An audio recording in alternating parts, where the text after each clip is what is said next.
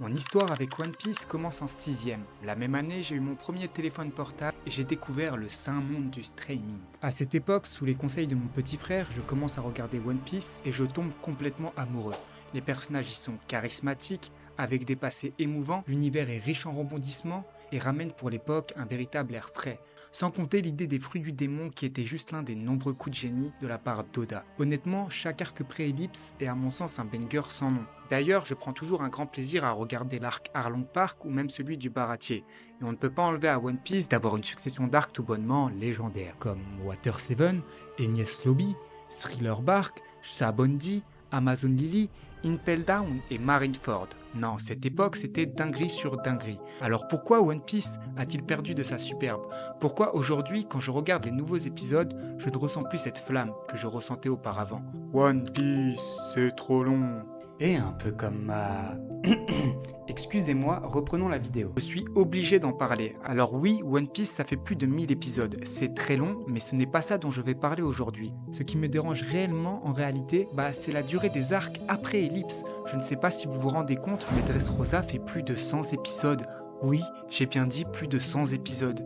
Je pense que le problème d'Oda est de trop vouloir raconter de choses. Et attention, au début de l'histoire, c'est vraiment bien dosé, mais ça part totalement en cacahuète dans la seconde partie de l'œuvre. Même si à mon sens, Alabasta et Skypiea étaient déjà un peu trop longs à mon goût. Mais pour vous donner un exemple, One Piece pré-ellipse se termine à l'épisode 516.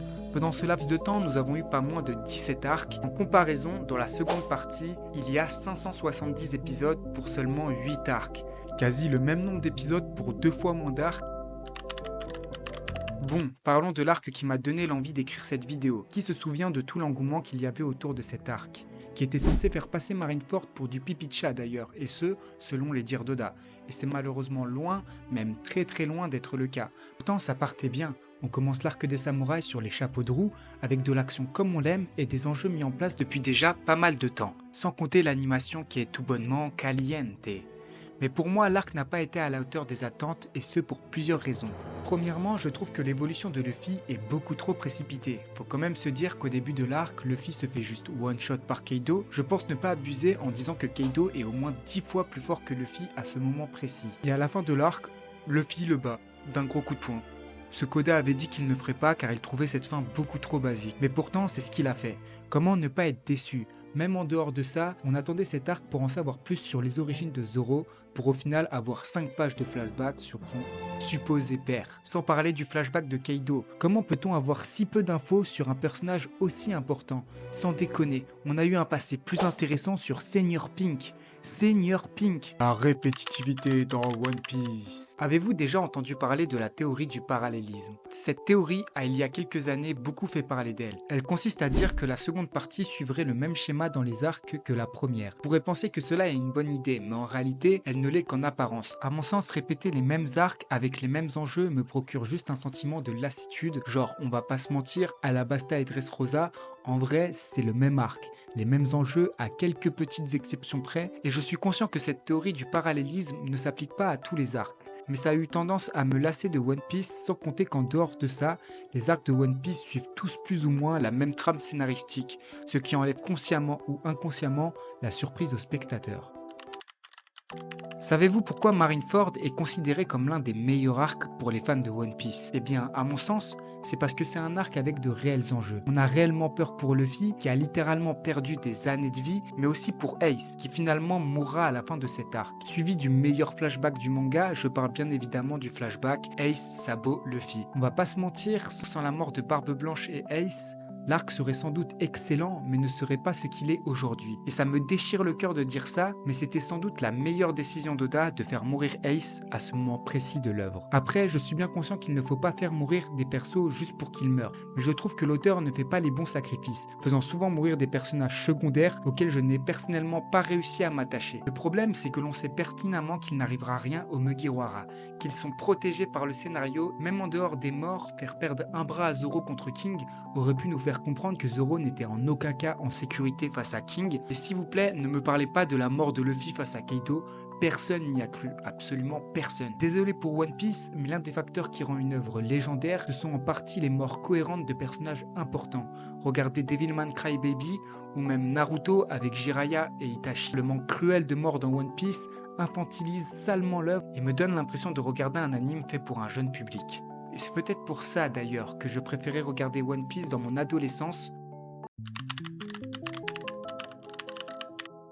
Alors oui, One Piece aborde des sujets très matures, tels que le racisme, l'esclavagisme ou encore la corruption. Sur ça, nous sommes complètement d'accord. Le problème maintenant, c'est que sur plus de 1000 épisodes, ces sujets sont relativement peu abordés. Ce que je veux dire, c'est que même dans un arc qui se veut très sérieux, Oda va incorporer de l'humour, mais genre beaucoup d'humour. Ce qui nous fait presque oublier cet aspect de maturité au sein même de l'arc, sans parler de Luffy qui depuis le début de l'histoire a presque la même mentalité, et ce, même après l'ellipse des 2 ans.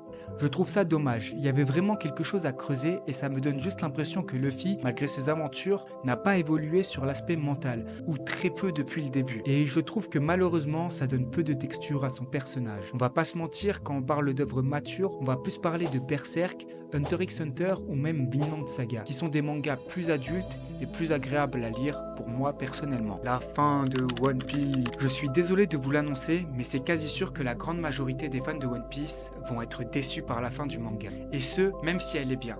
On ne peut pas hyper un public pendant plus de 25 ans sans qu'il soit déçu du résultat à la fin. On le voit avec les séries et les mangas, très peu ont réussi à satisfaire leur public par leur fin. Personnellement, je n'en ai qu'une en tête et c'est Breaking Bad. Et évidemment, j'espère que la fin de One Piece sera légendaire. Je le souhaite de tout cœur, mais je suis réaliste et je sais que ça a très peu de chances d'arriver. Alors on va pas se mentir, sortir un chapitre par semaine avec 4 heures de sommeil par nuit, tout en devant gérer sa vie de famille, ses nombreux business et ce pendant plus de 25 longues années, c'est loin d'être facile. Avec une charge de travail aussi soutenue pendant aussi longtemps, ça peut que impacter la santé de l'auteur et donc indirectement la qualité du manga. Ce mode de vie tue littéralement l'auteur à petit feu et ça m'attriste de dire ça. On a vu les conséquences de ce train de vie avec l'auteur de Berserk, Kentaro Miura.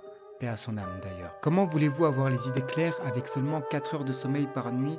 Et d'ailleurs, pour moi, c'est la cause maîtresse de la chute de One Piece. Bon, après c'est pas vraiment une chute, One Piece reste malgré tout un excellent manga et je chipote d'ailleurs un peu dans cette vidéo. Fortune, gloire et pouvoir, cet homme avait amassé toutes les richesses du monde. Son nom, Gold Roger, roi des pirates. Ces mots ayant marqué mon enfance, je ne les oublierai jamais.